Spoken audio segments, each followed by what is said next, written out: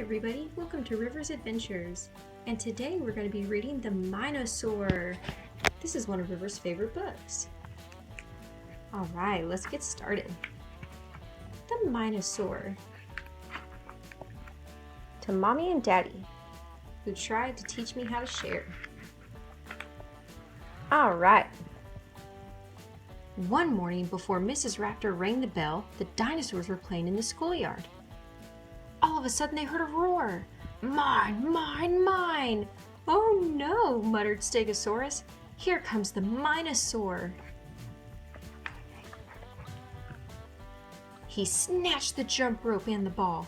He threw the cars against the wall. And then he roared to one and all, Mine, mine, mine! Iguanodon said, That's not fair. Triceratops said, Hey, you should share. But the Mine-O-Saur yelled, I don't care. They're mine, mine, mine. Right then, the bell rang. The Mine-O-Saur hugged the toys inside. Oh my. You're late, Mrs. Raptor said when the Mine-O-Saur finally came to class. Now you'll have to paint your project during snack time. By the time the Mine-O-Saur finished, snack time was in full swing.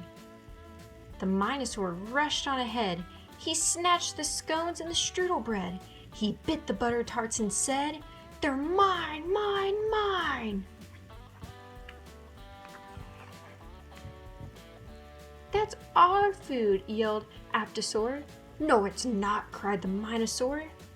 And soon there was a tug of war as he wailed, Mine! The rest of the class can go out for recess, Mrs. Raptor said, but you'll stay here until you clean up this mess. The Mine-O-Saur scowled and bit into a scone. At least the food's all mine, he grumbled, but the feast wasn't as much fun when it was made for just one. At recess, the Mine-O-Saur saw the other dinos having fun building a tower. His arms were flailing all around. The tower tumbled to the ground. He grabbed a bunch of blocks and frowned. They're mine, mine, mine! How could you, yelled Iguanodon. It's wrecked now, said Pteranodon. The Mine-O-Saur said, Oh, come on! These blocks are mine! The dinos rolled their eyes. Finally, Triceratops said, Let's go, guys. I don't need them anyway, said the Mine-O-Saur. I'll build a better tower by myself. Look at this, he shouted, the biggest tower ever. But there was no dino around to hear. At the other end of the yard, the rest of the dinos were laughing and playing. They didn't seem to miss the Mine-O-Saur at all. The Mine-O-Saur began to shake. There's nothing left for me to take. No toys at all, for goodness sake. And they don't care. The Mine-O-Saur wanted to laugh and play too, so he gathered up all the stuff that was his and headed towards the dinos. The Mine-O-Saur asked, Want some snacks? The other dinos just turned their backs.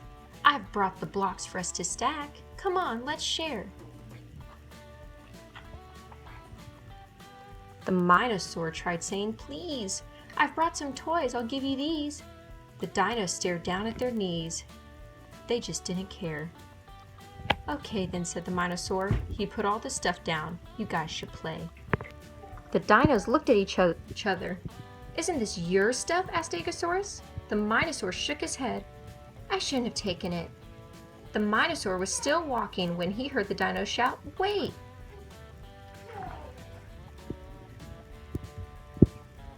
They said, We want to play with you.